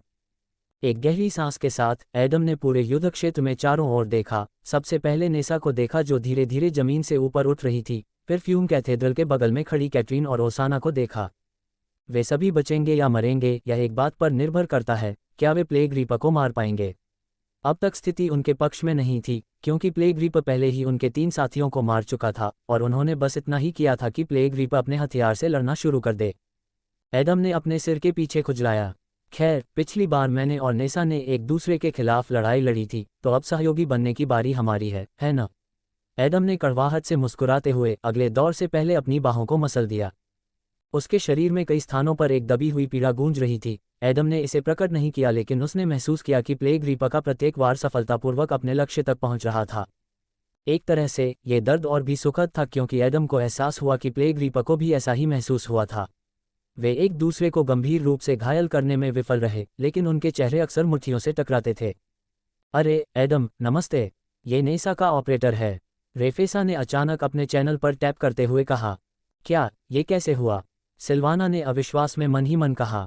वह ध्यानपूर्वक सुन रही थी कि एडम मन ही मन क्या बुदबुदा रहा था और वह कुछ कहना चाहती थी। उसे किसी तरह उसे प्रेरित या प्रोत्साहित करने की आवश्यकता थी, कुछ ऐसा जिससे एडम का मनोबल बढ़े।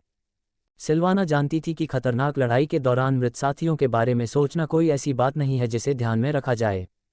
लेकिन कुछ ही सेकंड में किसी ने उसके चैनल में घुसपैठ कर ली थी और वह इसके बारे में कुछ नहीं कर सकती थी। आप कौन हैं? ये किसकी आवाज़ है?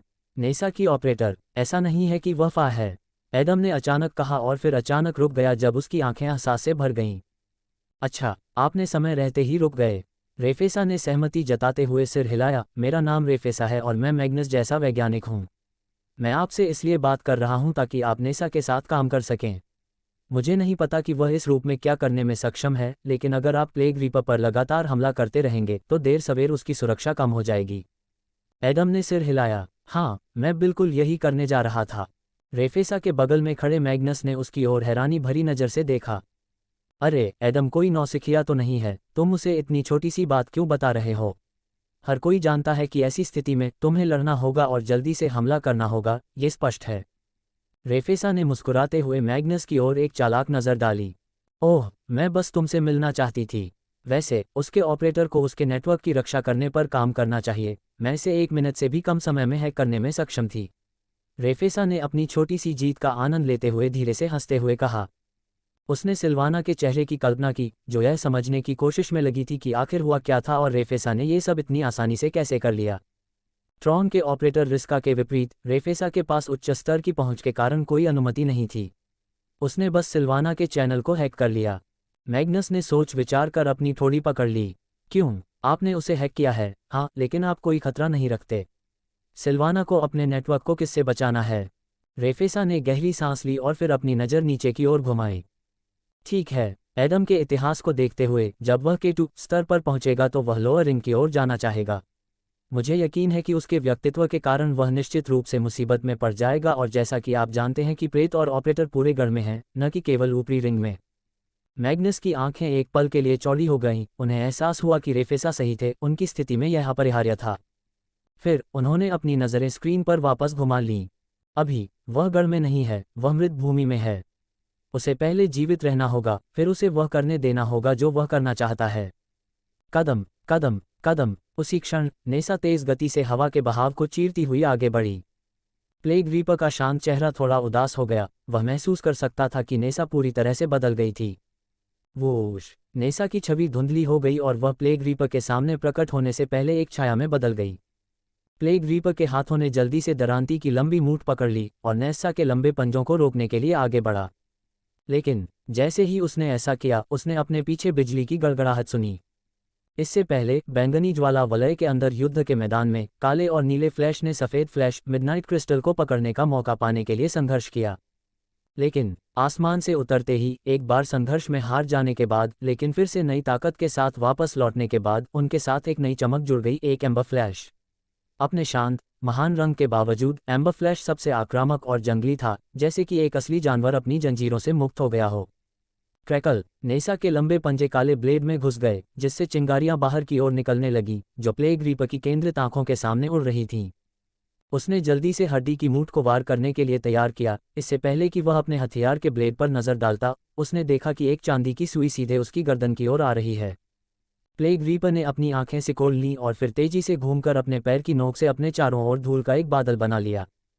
क्या बकवास है, एडम ने मन ही मन बुदबुदाया जब उसकी सुई की नोक के सामने धुएं का पर्दा दिखाई दिया। एक सेकंड बाद वह धुएं के गुबार को भेदने में सफल हो गया, लेकिन प्लेग रीपर अब उस स्थान पर नहीं था। होश, इससे पहले कि एडम कुछ समझ पाता, एक काला ब्लेड उसकी आंखों के सामने प्रकट हुआ, जिसने उसकी छाती को बड़े जोर से चीर दिया। न तो कैटरिन की जड़ें और न ही ओसाना की हवा एडम को इस हमले से बचा सकी। प्लेग रीपर की दरांती ने उसकी छाती पर गहरा घाव कर दिया। काला खून बह रहा था, एडम की हैरान आंखों के सामने उड़ रहा था। बाम! प्लेग रीपर के बूट ने खून की बूंदों को तोड़ दिया और सीधे एडम के खोए हुए चेहरे पर जा लगा। उसके पास प्रतिक्रिया करने या किसी तरह इस हमले को रोकने का समय नहीं था और वह पूरी तरह से क्षतिग्रस्त हो गया। टक्कर से वह काफी दूर जा गिरा, जिससे वह हवा में घूमने लगा और उसकी टूटी हुई नाक से खून जमीन पर फैलने लगा। प्लेग रीपर ने थोड़ा सिर हिलाया। उसकी हरकतों से यह स्पष्ट नहीं था, लेकिन ऐसा कुछ करना मुश्किल था। ऐसा करने के लिए उसे अपनी पूरी महारत की जरूरत थी। वह खुद को एडम और नेसा के बीच फंसने नहीं दे सकता था। यह बहुत खतरनाक था। तुम कमीने हो, मेरी तरफ देखो, नेसा ने गुस्से से चिल्लाते हुए अपने पंजे प्लेग रीपर के कंधे में गड़ा दिए। कांपना, कांपना, कांपना! प्लेग रीपर का कोट जोर से कांप उठा। घने अंधेरे से उसका जबड़ा बाहर निकल आया, जो नेसा के पंजों को रोकने के लिए आतुर था। लेकिन अंबर रंग की ऊर्जा धाराएं उत्सर्जित करने वाले लंबे पंजों ने जबड़े को फाड़ दिया। बालों से होते हुए प्लेग रीपर के मांस में घुस गए। रगड़! पहली बार प्लेग रीपर ने गहरी आह नहीं भरी, बल्कि एक तीव्र दर्द भरी दहाड़ लगाए। नेसा के पंजे उसके मांस को चीरते हुए तेजी से नीचे की ओर जा रहे थे, जिससे उसके कंधे से लेकर कंधे की हड्डी तक 4 खूनी धारियां बन गईं। ये नेसा के लिए एक वास्तविक सफलता थी, लेकिन यदि एक साधारण घाव उसे अक्षम कर देता तो प्लेग रीपर अपनी वर्तमान शक्ति के स्तर तक नहीं पहुंच पाता। वोश! इससे विचलित हुए बिना प्लेग रीपर ने अपनी पकड़ बदली और तेजी से अपनी दरांती घुमाकर नेसा के पंजे रोक दिए। तुम दूसरे व्यक्ति हो जिसने मुझे उस घमंडी नज़र से देखने की हिम्मत की, नेसा ने गुस्से में दांत पीसते हुए कहा। उसकी खड़ी पुतलियों वाली अंबर आंखें प्लेग रीपर को जला रही थीं। वह उसे चीरकर रख देना चाहती थी। ऐसा करने के लिए वह कुछ भी करने को तैयार थी। मैं अभी भी तुम में से पहले वाले से बहुत नाराज हूं, लेकिन चूंकि उसने मेरी जान बचाई है, इसलिए मैं उसे निश्चित रूप से नहीं मारूंगी, नेसा ने एडम की ओर इशारा करते हुए गुर्राते हुए कहा। लेकिन तुम एक और राक्षस होगे जिसे मैं चबाकर मार डालूंगी। अचानक नेसा ने अपने पंजों को ब्लेड की तरह इस्तेमाल करना बंद कर दिया। वे मजबूत और तीखे थे, लेकिन इतने लंबे नहीं कि वह अपने हाथों को मुट्ठी में बंद न कर सके। क्लच! उसके हाथ प्लेग रीपर के हथियार के हड्डीदार मूठ पर कस गए। उसने प्लेग रीपर पर दबाव डालना शुरू कर दिया, उसे जमीन पर गिराने के लिए। ग्रह! प्लेग रीपर ने जवाबी हमला किया। लड़ाकू रूप में आने के बाद से ही वह नेसा के धक्के का सामना करने के लिए संघर्ष कर रही थी। उसकी शारीरिक शक्ति प्लेग रीपर की क्षमताओं से कहीं अधिक थी। धमाका! नेसा ने जमीन को आधार बनाकर अपना पैर पटका। उसकी मांसपेशियों से गर्म भाप निकल रही थी, जो अपनी चरम सीमा तक खींच रही थी। बाम! अंततः प्लेग रीपर खड़ा नहीं हो सका। उसके पैर कांपने लगे, जिससे वह धोखा खा गया और गिरने की स्थिति में आ गया। जैसे ही उसकी पीठ ठंडी जमीन से टकराई, नेसा का जबड़ा उसके सामने बंद होने लगा। तीखे नुकीले दांत अपने लक्ष्य तक पहुंचने की कोशिश कर रहे थे, जो बहुत नजदीक था। तभी प्लेग रीपर की आंखें चौड़ी हो गईं। उसे एहसास हुआ कि बस थोड़ा और प्रयास करने पर नेसा उसका चेहरा फाड़ देगी। कांपना, कांपना, कांपना! प्लेग रीपर के हाथ कांपने लगे। नेसा अपनी श्रेष्ठ स्थिति का उपयोग करते हुए और अधिक जोर से दबाव डाल रही थी।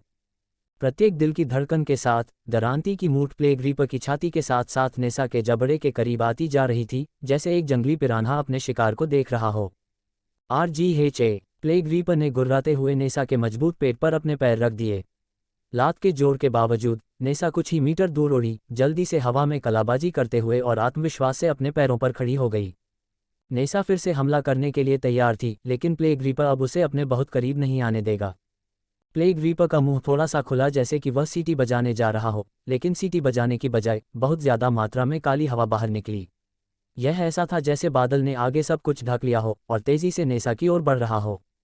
फिर उनकी लड़ाई को देखते हुए कैटरीन और ओसाना को कुछ एहसास हुआ। उनके और एडम के विपरीत नेसा हवा के घूंघट से सुरक्षित नहीं थी। वह उनकी लड़ाई में काफी देर से शामिल हुई थी और ओसाना के पास उसे बचाने का मौका ही नहीं था। एम्पायर पर और कहानियां देखें। नहीं, भाग जाओ, चकमा दो, ओसाना ने चिल्लाते हुए कहा, यह महसूस करते हुए कि वे ऐसी मूर्खतापूर्ण गलती के कारण नेसा को नहीं खो सकते। नेसा ने उसकी ओर तिरस्कार भरी नज़र से देखा, लेकिन वह दूर नहीं हटी। उसने अपनी सीट से एक कदम भी नहीं उठाया। भाग जाओ, क्या तुम सच में सोचते हो कि मैं इस हवा से डरती हूँ? भले ही यह जानलेवा हो, मुझे बस इस मौत के बादल से छुटकारा चाहिए। नेसा ने गहरी सांस लेते हुए अपना मुंह चौड़ा करके कहा। उसके फेफड़े फैल गए, जिससे वह असामान्य मात्रा में हवा अंदर खींच सकी। उसने अपने आसपास की सारी स्वच्छ हवा सोख ली, जिससे लगभग एक निर्वात बन गया। वह क्या कर रही है? कैटरीन ने हैरानी से अपना सिर झुकाया। ओसाना की आंखें चौड़ी हो गईं जब उसे एहसास हुआ कि वहां क्या हो रहा था। होश! नेसा आगे झुकी और एक बार में ही सारी हवा बाहर छोड़ दी। यह एक असली तूफान की तरह था, जो अपने रास्ते में आने वाली हर चीज को बहा ले जा रहा था, चाहे वह काली हवा हो, धूल हो या जमीन पर पड़े छोटे छोटे पत्थर हों। नेसा की सांस ने सब कुछ साफ कर दिया, जिससे प्लेग रीपर ने अपने हाथों से खुद को ढक लिया और हवा के प्रवाह को उसे उड़ाने से रोकने के लिए अपनी दरांती पर झुक गया। ये देखकर मैग्नस बुरी तरह हंसने लगा। हे, अच्छा, वह ये समझने में बेहतर हो रही है कि उसकी अपर्याप्त शारीरिक शक्ति का उपयोग कैसे किया जा सकता है। बचे हुए कुछ हल्के पीले खतरे वाले राक्षस भी कैटरीन और ओसाना की तरह ही कर रहे थे। वे एडम और नेसा को प्लेग रीपर से निपटने की पूरी कोशिश करते हुए देख रहे थे।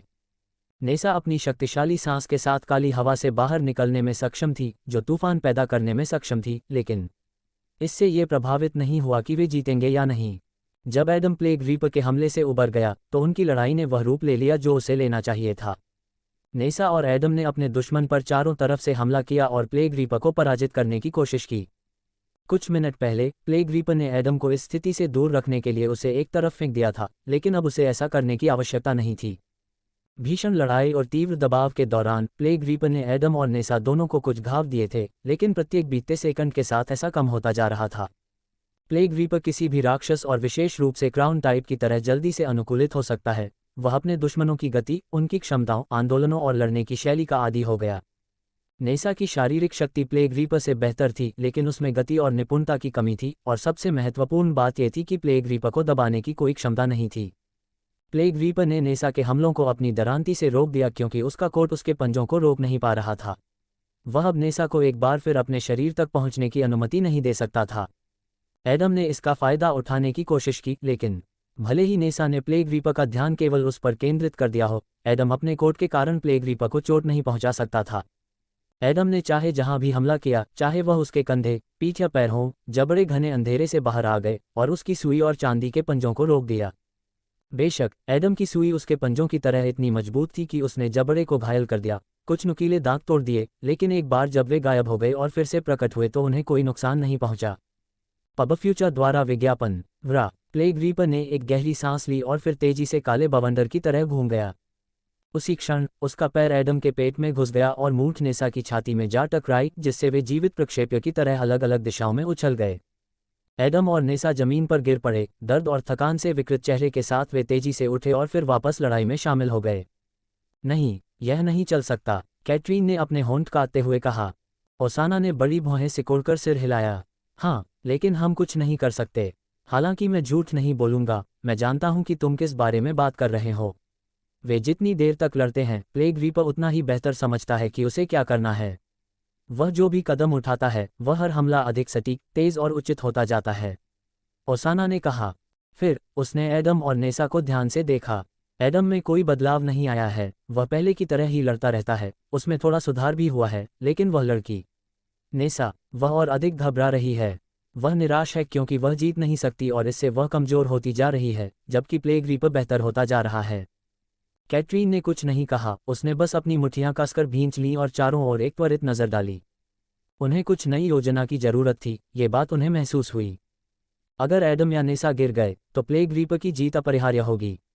उस स्थिति में वे सभी मर जाएंगे, केवल प्लेग रीपर ही आग की लपटों के घेरे में जीवित बचेगा, बाकी सभी उसकी खौफनाक दरांती का शिकार बन जाएंगे। फिर कैटरीन ने फ्यूम कैथेड्रल की छत की ओर देखा और उसकी आंखें चौड़ी हो गईं। उसके पास स्पष्ट रूप से एक विचार था, एक खतरनाक लेकिन संभव और यथार्थवादी विचार। पब फ्यूचर द्वारा विज्ञापन। अरे सिल्वाना, तुम मुझे सुन सकती हो, है न? कैटरीन ने एडम को घूरते हुए पूछा, जिसके चेहरे पर प्लेग रीपर की कोहनी मारी गई थी। सिल्वाना ने सिर हिलाया। जरूर, मैं समझता हूं कि आप चाहते हैं कि मैं एडम के साथ कुछ व्यवस्था करूं। हाँ, और सिर्फ उसके साथ ही नहीं। इस लड़की के ऑपरेटर से संपर्क करो, उसे मुझे और एडम को कुछ समय देना होगा। तुम क्या करने जा रहे हो? सिल्वाना ने अपनी आवाज़ में थोड़ी चिंता के साथ पूछा। उसे एहसास हुआ कि कैटरीन के पास कोई योजना थी, उसके स्वर से यह स्पष्ट था कि यह उनके लिए जीतने का लगभग एकमात्र मौका था, लेकिन ऐसा करने के लिए उन्हें इसे यथासंभव बेहतर बनाने की जरूरत थी। कैटरीन ने ज़मीन से धीरे धीरे उठने से पहले एक गहरी सांस ली। अपनी क्षमता से पराग के साथ उसने कुछ ऊर्जा वापस पा ली थी, हालांकि यह केवल फर्स्ट ऑर्डर के एक उपयोग के लिए पर्याप्त थी, इससे ज़्यादा कुछ नहीं। मेरी बात ध्यान से सुनो। एडम और नेसा को वही करना होगा जो मैं कहूँ। हमें थोड़े समय के लिए लड़ाई को बांटना होगा। ... ओह, लगता है हम कुछ अजीबोगरीब चीज़ देखने वाले हैं। एडम, नेसा और अन्य लोगों को चलते हुए देखकर रेफेसा ने बड़बड़ाया। वह इस मिशन में नेसा की ऑपरेटर थी, इसलिए सिल्वाना ने उसे योजना के बारे में बताया था। तुम इसके बारे में क्या सोचते हो? क्या वे इसे काम कर सकते हैं? मैग्नस ने नेसा को थोड़ी चिंता के साथ देखने से पहले एक भौं उठाए। रेफेसा अपने हाथ पर झुकी हुई विचारमग्न होकर स्क्रीन को देख रही थी। ठीक है, मुझे एडम पर संदेह नहीं है, वह इस योजना को सफल बनाने के लिए कुछ भी करेगा। कैटरीन, इस मिशन से पहले मुझे नहीं पता था कि वह अस्तित्व में है, लेकिन उसके पिछले कार्यों और इस तथ्य को देखते हुए कि वह इस योजना के साथ आई थी, उसके गड़बड़ करने की संभावना बहुत कम है। रेफेसा ने कहा और अपनी आंखें सिकुड़कर नेसा को गौर से देखा। तो ये सब उस पर निर्भर करता है। अगर वह एडम और कैटरीन को अपना काम करने के लिए काफ़ी समय तक रोक सकती है, तो उनके पास एक और लड़ाकू होगा। वे तीनों प्लेग रीपर को कुचलने में सक्षम होंगे। आखिरकार वह मजबूत है लेकिन अजेय नहीं है। ... उसी क्षण नेसा की निगाहें और अधिक गंभीर हो गईं। कैटरीन के सिल्वाना से संपर्क करने के 1 मिनट बाद ही सभी को कैटरीन की योजना के बारे में पता चल गया और पता चल गया कि किसे क्या करना है। अजीब बात है, क्योंकि नेसा के पास बेहतर शारीरिक शक्ति थी और उसके पंजे प्लेग रीपर के कोट को भी चीर सकते थे, इसलिए योजना का सबसे कठिन और महत्वपूर्ण हिस्सा उसी के पास था। ठीक है, मुझे तो ये भी नहीं पता था कि वे इसके लिए यहाँ आए हैं और यह इस स्थिति तक पहुँच गया है। खैर, मैं इसे संभाल सकता हूँ। मुझे इस कमीने के खिलाफ बस कुछ मिनट तक टिके रहने की ज़रूरत है, शायद उससे भी कम। अगर मैं ऐसा नहीं कर सकता तो मेरे हाल ही में किए गए विकास का क्या मतलब है? नेसा ने काले ब्लेड को रोकने से पहले सोचा। आमतौर पर इस स्थिति में प्लेग रीपर पर एडम द्वारा हमला किया जाता। नेसा और एडम ने हमेशा ऐसा ही किया, प्लेग रीपर को दोनों तरफ से पकड़ने की कोशिश की, लेकिन इस बार एडम ने तेजी से पीछे हटने का फैसला किया। प्लेग रीपर ने एडम को हैरान होकर देखा, उसे समझ में नहीं आ रहा था कि वह क्या कर रहा है। हमला करने के बजाय एडम फ्यूम कैथेड्रल की ओर भाग रहा था। इससे प्लेग रीपर को बहुत उलझन हुई, लेकिन जब उसने एडम की उग्र केंद्रित निगाह देखी तो वह और भी हैरान हो गया। इससे पता चला कि वह भाग नहीं रहा था, बल्कि एक स्पष्ट उद्देश्य के साथ आगे बढ़ रहा था। प्लेग रीपर को उस समय इसका पता नहीं था, लेकिन यही वह क्षण था जब कैटरीन की योजना क्रियान्वित हुई। होश। फ्यूम कैथेड्रल पहुंचने से पहले एडम ने मार्ग के पास जमीन से कई नुकीली जड़ें निकलती देखी। अपनी हालत में कैटरीन के लिए यह सबसे अच्छा काम था। जड़ें सीधे छत की ओर बढ़ीं और अपने लक्ष्य तक पहुंचने के लिए तेजी से रेंगने लगीं। फिर प्लेग रीपर की आंखें चौड़ी हो गईं जब उसने फ्यूम कैथेड्रल में स्कारलेट पायरोमेंसर को छिपे हुए देखा। प्लेग रीपर की निगाहों में यह एहसास झलक रहा था, उसके बाद थोड़ी घबराहट और डर था कि उनकी योजना उसकी मौत का कारण बन सकती है। साम्राज्य पर अपडेट के लिए बने रहें।